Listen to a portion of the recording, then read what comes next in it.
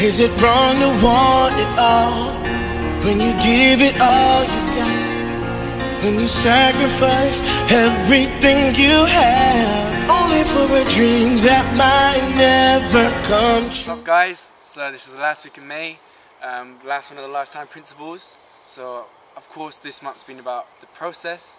So the common mistake is people keep doubting themselves, thinking, why haven't I made it? Why aren't I there yet? I've been working for so long. But it's all about consistency. The small goals count. So for people who don't know me, I'm James Arnott. I have a condition called Erb's palsy in my left arm, basically nerve damage. As you can see the difference. And there was a point in my life, it was around Gym 9, where a lot of things changed for me. So I was in the kitchen with my brothers, and I just started crying. I couldn't stop crying. I was like, why has God done this to me? Why is my body so out of proportion? Why can't I look like everybody else? So I was fixed on the thing of looking like everybody else. So from then on, every lunchtime in school, I was in the gym. I was focused on getting my arm to try and look like this arm, to look like everybody else. So every single day, weeks and months went by doing this. My PE teacher was like, James, why are you always in the gym? Please go out and enjoy lunch. But I was like, no sir, I have something I need to achieve and I'm not going to stop till I get it. So when I started, believe it or not, I couldn't do 3 press-ups. 3 press-ups, 1, 2, 3, that's not many. I couldn't do them. Then maybe a month went by, then I was doing 3 sets of 10. 3 press-ups, 3 sets of 10. That right there was a big jump.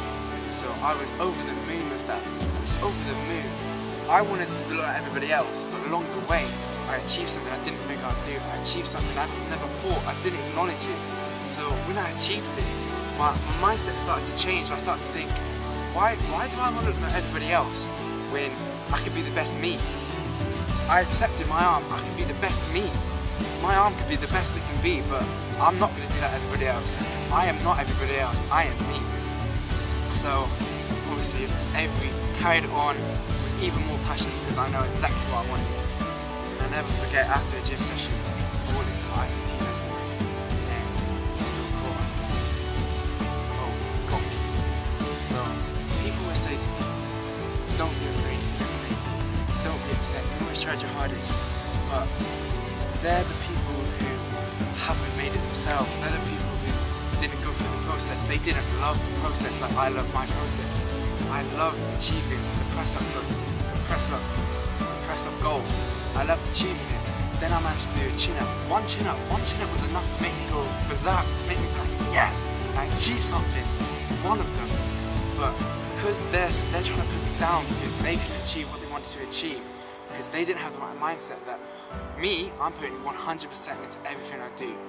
As soon as you start doing that 100%, not 70% there, 50% there, 30% there, but 100 there, 100 there, 100 there. But then people still focus and always say, the sky is the limit. That right there, the sky is the limit. There's a limit. Why are you setting a limit? It's a glass ceiling. Break through it. The sky is the limit, but there's footprints on the moon. Please just let that sink in. The sky is the limit, but there's footprints on the moon. So why is the sky the limit? Why is the sky the limit? I'm pretty sure the moon is on the sky. I'm pretty sure it's way beyond. So, footprints on the moon, obviously Apollo 11. But when we think about Apollo 11, we think about that very moment. One of the biggest events in history that's ever happened. Man stepped foot on the moon. On the moon, like wow. So that's 47 years ago. Around 47 years. Apollo 11, yeah? So Apollo 1, 2, 3, 4. They went through them all. They made mistakes. Trials and tribulations, guys. Trials and tribulations. You may not make a goal one time, but if you keep working at it and work on the mistake that you did, work on the little things that you may have missed out, then you're gonna reach that goal. I still don't think I'm working at 100%. There's little things that I can tidy up here and there. Maybe my eating, maybe my resting. There's little things, and no one's perfect. No one's gonna tidy up every single thing. But when you try your best to tidy it up, then improvements are gonna happen. They're gonna be more substantial. So Apollo 1, maybe there was something wrong. Other things wrong. Apollo 2, they corrected it, but then other things came wrong. But by the time Apollo 11 came, they was ready. They was ready to show the whole world what they was made of. But it's not because what the media was showing. The media was showing them doing good. The media was showing them, they was showing that they're going to do something amazing, they're going to send people to space. But what the media didn't show is what matters. The media didn't show that years after years working on little things, years after years getting stressed out and wanting to quit maybe. There's this one quote that E.T. says, everybody wants to be great in public, but the average in private. NASA, they were not average in private, they were great in private. They worked on the mistakes, they fixed the mistakes. Other mistakes may have came, they fixed them. Then Apollo 11 came, they went to the moon. They went to the moon. Now, 2016, if NASA want to do something and they send someone up to space, they're like, there we go again. NASA sending people into space. That's a reality now. Back then it was a dream. Back then it was something they were never heard of. They made their dream become a reality because they put 100% in everything. They believed they was going to do it and they did it. To this day, they're doing more and more and more. They want to go further. Everyone wants to go further in life. I want to go further. My arm is better from when it started. That is what you have to remember. Look at where you started and now look at where you've become. It may not have been where you want to be at the minute, but look at the difference in where you've become. I am extremely satisfied, but I'm not satisfied yet because I'm on my way. I'm in love with the process. I was in love with doing more press-ups than I could. I was in love with being able to do chin-ups. I'm addicted to succeeding.